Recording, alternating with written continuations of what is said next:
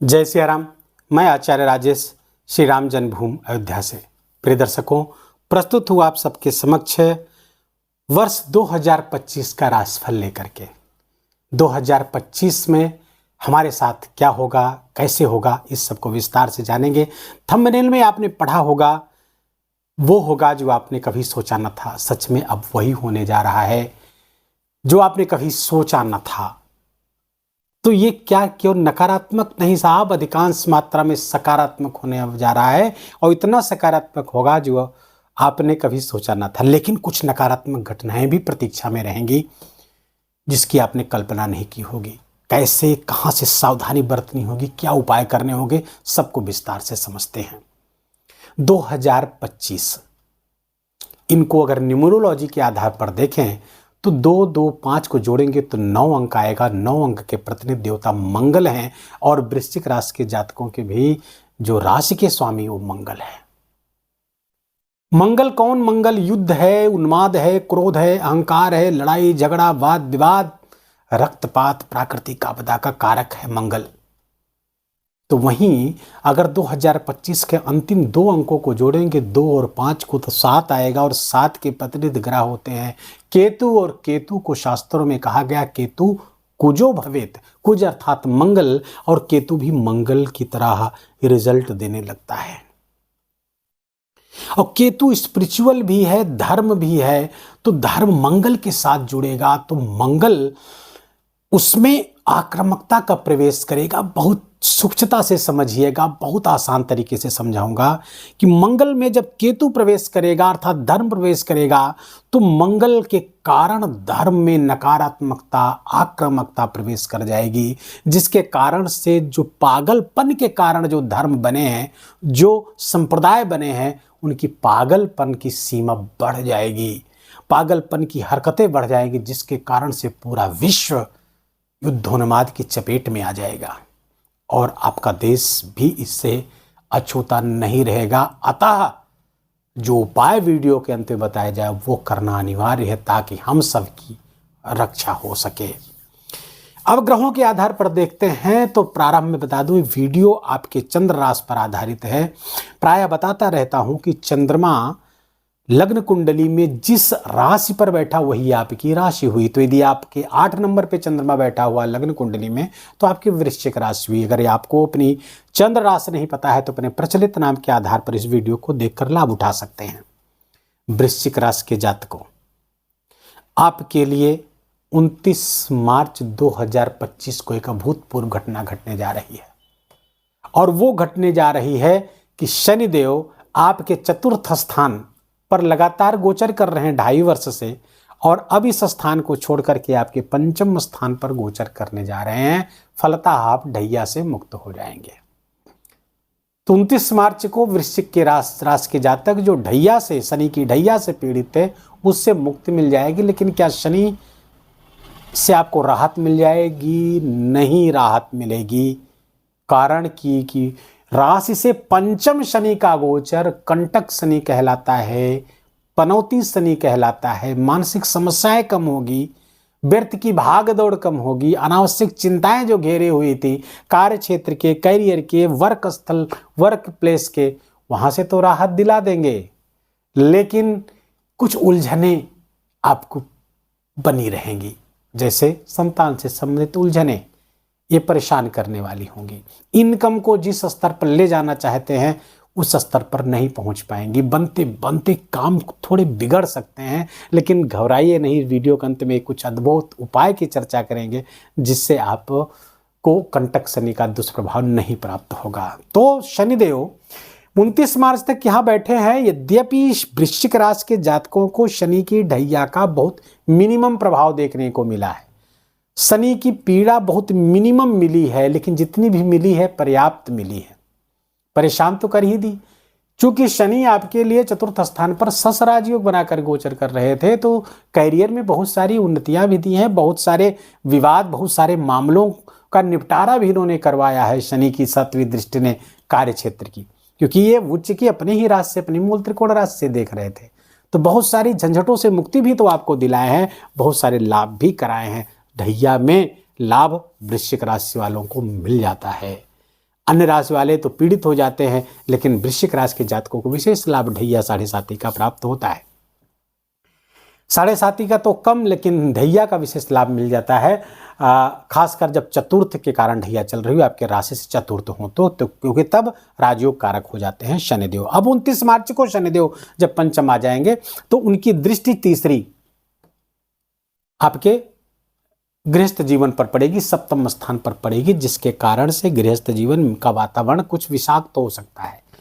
जीवन साथी के स्वास्थ्य में कुछ गंभीर समस्याएं पैदा हो सकती हैं, या कार्य के कारण किसी कारण जीवन साथी से अलग रहना पड़ सकता है, दूर जाना पड़ सकता है, संबंध में कड़वाहट हो सकती है। व्यापार व्यवसाय यदि आपका साझेदारी क्या है तो वहां भी समस्या हो सकती है, इसलिए बहुत सावधान रहने की जरूरत है। बहुत आंख कान नाक खोल करके रखना है ताकि कुछ भी प्रतिकूल ना होने पाए। व्यापार व्यवसाय यदि साझेदारी का है, यदि इंडिविजुअल है तो उस पर ग्रोथ होगी, वो आगे बढ़ेगा। जीवन साथी के स्वास्थ्य का विशेष ख्याल रखें और संबंध बना रहे इस दिशा में विशेष प्रयास करें। कोई ऐसा काम न करें जिसके कारण से गृहस्थ जीवन में परेशानियां पैदा हों। शनि की जो दृष्टि होगी वो एकादश स्थान पर पड़ेगी, लाभ मार्ग पर पड़ेगी, लाभ के स्थान पर, उपलब्धियों के स्थान पर, इच्छा पूर्ति के स्थान पर पड़ेगी। और एकादश स्थान शनि का प्रिय स्थान है, उपचय स्थान है, तो शनि की जो 7वीं दृष्टि पड़ेगी उसके कारण से आपकी इनकम बढ़ने वाली है, इनकम का विस्तार होने वाला है। यद्यपि कंटक शनि परेशान करता है 7वीं, लेकिन 7वीं दृष्टि शनि की यहाँ पर विशेष लाभ हो जाए क्योंकि एकादश पड़ेगी।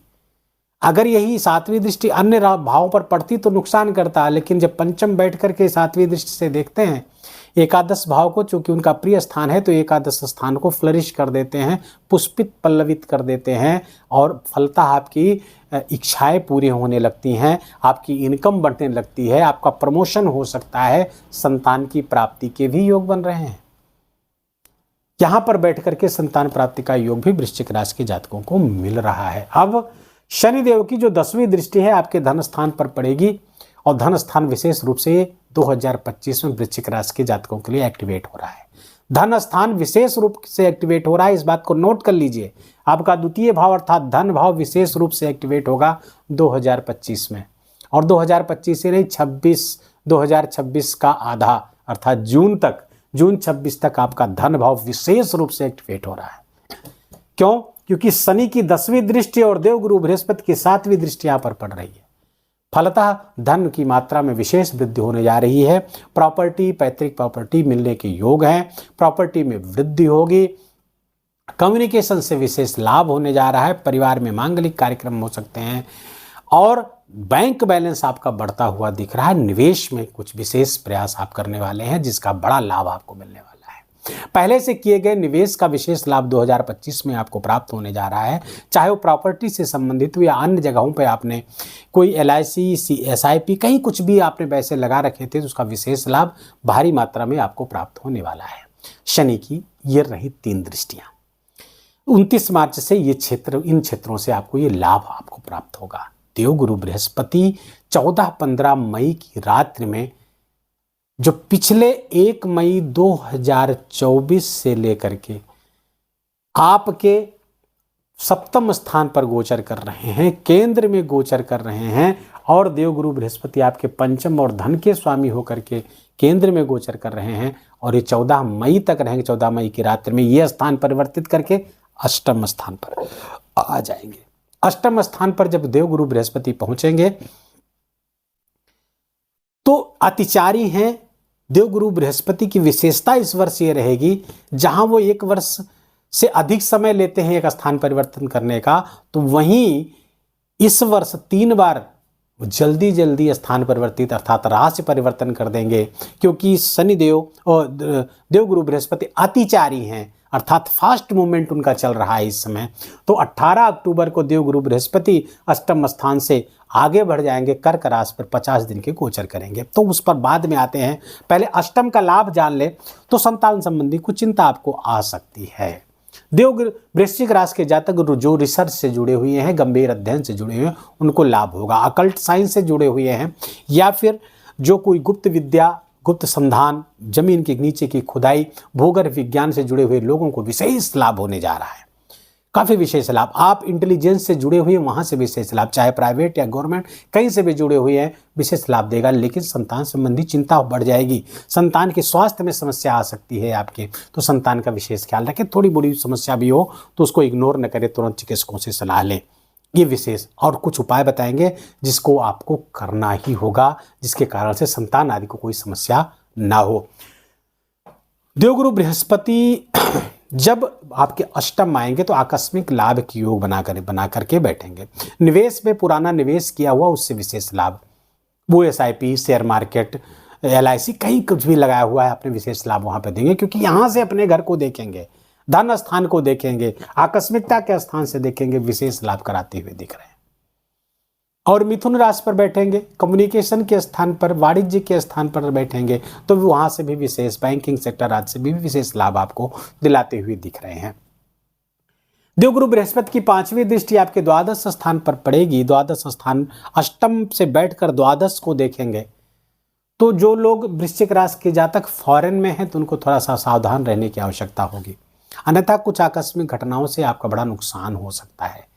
वृश्चिक राशि के ऐसे जातक जो फॉरेन में रह रहे हैं, फॉरेन लैंड पे रह रहे हैं, या फिर अपने घर से दूर जा कर के रह रहे हैं, उनको थोड़ा सा सजग सावधान रहने की आवश्यकता होगी, अन्यथा कुछ बड़ी घटनाएं ऐसी वहाँ पर हो सकती है जिसके कारण से आपको परेशानी पैदा हो जाए, वहाँ के रहने में ही आपको परेशानी पैदा हो सकती है।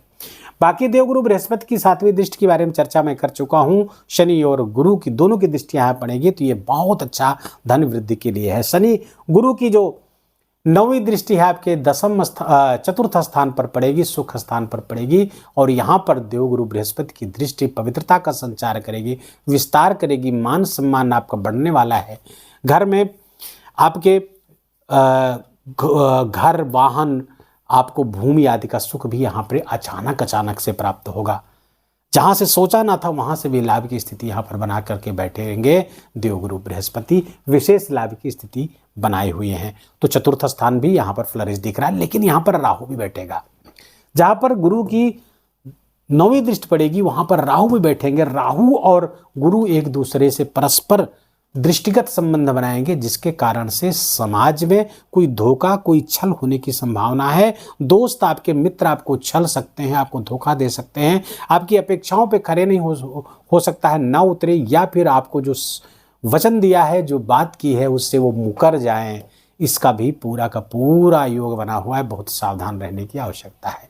अष्टम गुरु पर राहु की दृष्टि स्वास्थ्य संबंधी समस्याएं बढ़ा सकती है, इसलिए वृश्चिक राशि के जातक यदि पेट के रोगी हैं तो उनको अपना ख्याल रखने की आवश्यकता है।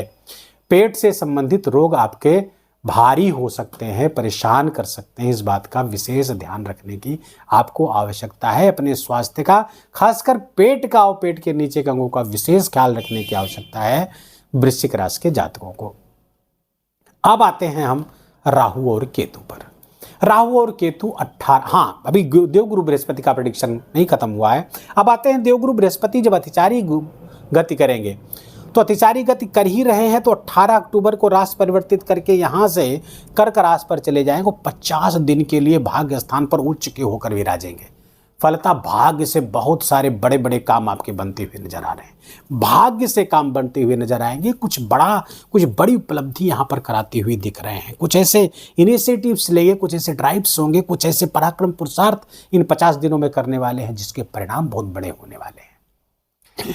विवाह आदि के लिए, संतान प्राप्त आदि के लिए भी ये 50 दिन आपके लिए बहुत महत्वपूर्ण है। लेकिन जैसे ही 5 दिसंबर आएगा, 18 अक्टूबर से 5 दिसंबर तक यहाँ रहेंगे, 5 दिसंबर को पुनः वापस जाते हुए मिथुन राशि पे चले आएंगे, क्योंकि वक्र गति कर रहे होंगे। 11 नवंबर को ये वक्री हो जाएंगे, वक्र गति करते हुए पुनः मिथुन राशि पर आ जाएंगे। यहाँ पर 2 जून 2026 तक विराजमान रहने वाले हैं। तो देवगुरु बृहस्पति के इस गोचर का जो मिला जुला परिणाम आपको आता हुआ दिख रहा है, अधिकांश मात्रा में अच्छा है, लेकिन कुछ जगहों से सावधानी बरतने की भी आवश्यकता है, चाहे वो संतान के स्वास्थ्य का हो, चाहे आपके खुद के स्वास्थ्य का हो, या जीवन साथी के स्वास्थ्य का हो। इन सब चीज़ों से आपको इन सब चीज़ों के प्रति आपको अलर्ट और सजग रहने की आपको विशेष आवश्यकता है। अब 18 मई को राहु और केतु स्थान परिवर्तित कर देंगे। 18 मई को राहु जो अभी तक मीन राशि पर थे, आपके पंचम स्थान पे थे, अब वृश्चिक राशि के जातकों के चतुर्थ स्थान पर चले जाएंगे। अब चतुर्थ स्थान पर जाएंगे और केतु जो आपके एकादश स्थान पर बैठे थे अब आपके दसम स्थान पर आ जाएंगे। अब राहु और केतु ये दोनों कूटनीति के कारक हैं। कुछ आपके खिलाफ आपके कार्य क्षेत्र में षड्यंत्र हो सकते हैं, लेकिन उस षड्यंत्र का जो जवाब होगा आप एग्रेशन में मत दीजिएगा, आप भी टैक्टफुली उसको जवाब दीजिएगा, कूटनीति के द्वारा ही उसको जवाब दीजिएगा, कोल्ड वार के द्वारा ही उसका जवाब दीजिएगा। आमने सामने की टकराहट से बचिएगा, अन्यथा कार्यक्षेत्र में नुकसान हो सकता है। कानूनी कार्यवाही से या आपके खिलाफ जिस तरह षड्यंत्र किया जा रहा है उस षड्यंत्र को न्यूट्रलाइज करने के लिए दूसरा षड्यंत्र करके आप अपने कार्यक्षेत्र में आपके पीछे हो रहे षड्यंत्र को परास्त कर देंगे। इसलिए थोड़ा टैक्टफुल होना आवश्यक है और अपने दैनिक जीवन में क्लीम बीज मंत्र का जप करते रहें ताकि आपके कार्यक्षेत्र में आपके शत्रुओं द्वारा कुछ आपका बिगाड़ा ना जा सके। क्या करना है, हालांकि यहाँ पर मंगल आपके छठे स्थान के स्वामी हैं, कोई कुछ बिगाड़ नहीं पाएगा, फिर भी आपको सावधान रहने की आवश्यकता लगातार बनी रहेगी। क्लीम बीज मंत्र का मंत्र जपते रहिएगा। आप ऐसे जप सकते हैं ओम क्लीम नमः या ओम क्लीम क्लीम क्लीम क्लीम, या गायत्री महामंत्र में क्लीम बीज मंत्र लगा के जपिए ओम भूर्भुवः स्वः क्लीम क्लीम क्लीम तत्सवितुर्वरेण्यं भर्गो देवस्य धीमहि धियो यो नः प्रचोदयात् क्लीम क्लीम क्लीम ओम। इस तरह से 108 बार नित्य रुद्राक्ष की माला पर जप लीजिए, आपका कोई कुछ बिगाड़ नहीं पाएगा। माता के स्वास्थ्य में समस्या आ सकती है, माँ के स्वास्थ्य में कुछ गंभीर समस्याएं आती हुई दिख रही हैं, खासकर स्पाइन से, हड्डी से या कमर के नीचे के अंगों में समस्या राहु यहां पर देगा। समाज में अपनी छवि को बनाकर रखे, कोई ऐसा काम न करे जिससे समाज में आपकी छवि धूमिल हो, क्योंकि राहु जब चतुर्थ बैठता है तो समाज में आपकी छवि को धूमिल करता है। तो यहां पर थोड़ा सजग सतर्क रहें, अपनी सोसाइटी के प्रति सतर्क रहें, कैसे लोगों के साथ उठते बैठते हैं उसका ध्यान रखिए। ऐसे लोगों के साथ उठिए बैठिए जिनके प्रति समाज की धारणा अच्छी है, उसी आधार पर आपके व्यक्तित्व का मूल्यांकन हो, क्योंकि आपके समाज के आधार पर, आपके उठने बैठने के तरीके के आधार पर, आपके मित्रों के आधार पर ही आपके व्यक्तित्व का मूल्यांकन होता है। तो अपने अच्छे मित्र बनाए, अच्छे लोगों के साथ उठे बैठे जिसके कारण समाज में आपकी कोई अपयश ना हो, या ना फिर कोई ऐसा कोई कार्य करे जिसका अपयश हो, जिसका अपयश आपको भोगना पड़े। राहु और केतु इन दो बातों के प्रति आपको सचेत कर रहे हैं। मैंने कर्म के क्षेत्र के बारे में बताया, सोसाइटी के क्षेत्र के बारे में बताया। थोड़ा सा यहाँ पर सावधानी बरतने की आवश्यकता रहेगी। प्रॉपर्टी आदमी निवेश अगर आप कर रहे हैं तो वहाँ पर थोड़ा सा पेपर्स या खरीद कर रहे हैं, प्रॉपर्टी खरीद रहे हैं या बेच रहे हैं, पेपर्स आदि के प्रति आप विशेष सतर्क रहें। जो प्रॉपर्टी ले रहे हैं तो जो खरीदते समय जो सजगता की आवश्यकता है सामान्य प्रज्ञा के अनुसार, वो सजगता आपको अत्यधिक मात्रा में रखनी होगी। कहीं सिग्नेचर करना है 2025 में तो उस सिग्नेचर के प्रति भी आप सतर्क रहेंगे, देखकर समझ करके ही करेंगे, तब आप आने वाली समस्याओं को खुद को बचा पाएंगे। ये बहुत ही आवश्यक है आपके लिए। ये रहा समग्रता में आपके राशिफल। स्वास्थ्य लगभग अच्छा दिख रहा है, भाग्य बहुत 50 दिन के लिए तो बहुत ही जबरदस्त भाग्य हो रहा है। करियर में उन्नति होती हुई दिख रही है, करियर में विशेष प्रगति आपको होती हुई दिख रही है। केतु जब दशम बैठेंगे तो पॉलिटिकल लोगों को, वृश्चिक राशि के जो पॉलिटिकल लोग हैं, राजनीति से जुड़े हुए लोगों को विशेष लाभ देते हुए दिख रहे हैं। व्यापार में विशेष लाभ आपको होता हुआ दिख रहा है, और चूंकि सप्तम भाव कहीं से कोई प्रभाव नहीं दे रहा है, कोई बुरा ग्रह सप्तम भाव को, तो व्यापार व्यवसाय आपका खूब बढ़ता हुआ दिख रहा है। गृहस्थ जीवन में आपके प्रेम प्यार तो बढ़ेगा, लेकिन शनि की दृष्टि चूंकि पड़ रही है जिसके कारण से कुछ समस्याएं आएगी, उससे आपको निपटना होगा। खैर, दूसरा, व्यापार व्यवसाय के लिए भी कमोबेश वही स्थिति जिसके बारे में प्रारंभ में बताया। शिक्षा जगत के बारे में बात हो चुकी है, कैसे क्या करना है, और अब उन उपायों की बात करें जो आपको करने की आवश्यकता है। तो वृश्चिक राशि के जातकों को तो पहले हनुमान जी की उपासना निरंतर करते रहनी है। पनौती शनि का भी ध्यान रखना है, तो हनुमान चालीसा का निरंतर पाठ, जैसा जो कर रहे हैं पिछले समय से वो इसको करते रहेंगे। सुंदरकांड का पाठ, हनुमान जी का दर्शन आदि निरंतर करते रहना है। और शनिवार को पानी वाला नारियल, एक जनेऊ यज्ञोपवीत और पीला सिंदूर चमेली के तेल के साथ हनुमान जी को जरूर चढ़ाना है प्रत्येक शनिवार, जिसके कारण से हनुमान जी की विशेष कृपा प्राप्त हो और आपको कोई नुकसान शनि की पनौती से ना हो, पहली बात। दूसरा, विष्णु सहस्त्र नाम का पाठ सुबह शाम जरूर करें। ना कर सके तो श्रवण करें, यूट्यूब से वीडियो निकालकर उसका श्रवण करें, लेकिन श्रवण करते हुए ध्यान रखें कि केवल श्रवण करें, कहीं किसी अन्य गतिविधि में इन्वॉल्व ना हो। ध्यान पूर्वक भगवान नारायण का ध्यान करते हुए विष्णु सहस्त्र नाम का पाठ सुने और पाठ कर सके तो सर्वोत्तम। दूसरा, तीसरा उपाय, श्रीमद् भागवत महापुराण के 6ठे स्कंद के 8वें अध्याय नारायण कवच, नारायण कवच का पाठ सबके लिए अनिवार्य है। और ये ऐसा पाठ है जिसे आपको ज़्यादा से ज़्यादा लोगों से करवाना चाहिए।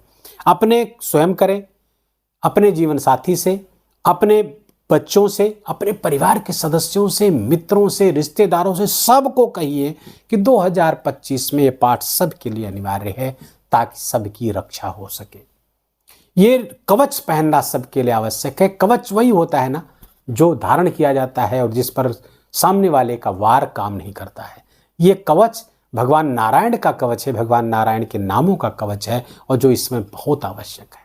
मैंने प्रारंभ में बताया कि परिस्थितियां विपरीत होने जा रही हैं। 2025 और 26 में समस्याएं बढ़ने वाली है। वैश्विक आर्थिक मंदी होगी तो वहीं युद्धोन्माद की स्थिति लगातार बनी रहेगी, युद्ध आक्रमण सब बढ़ने वाले हैं। और भविष्य मालिका नामक ग्रंथ की भविष्यवाणी भी इसी 2025-26 के लिए है और इसमें होगी ही। इसमें दो ही चीज हमारी रक्षा करेगी, हमारा धर्म, हमारा भगवान। तो धर्म की वृद्धि के लिए भजन बढ़ाएं, पूजा पाठ उपासना धर्म अध्यात्म बढ़ाइए, नाम जप करिए, मंत्र जप करिए, धर्म को खूब बढ़ाइए। और दूसरा, धन को बढ़ाइए, धन को अपव्यय होने से बचाइए, धन का अपव्यय न होने पाए, धन को बचा कर रखिए।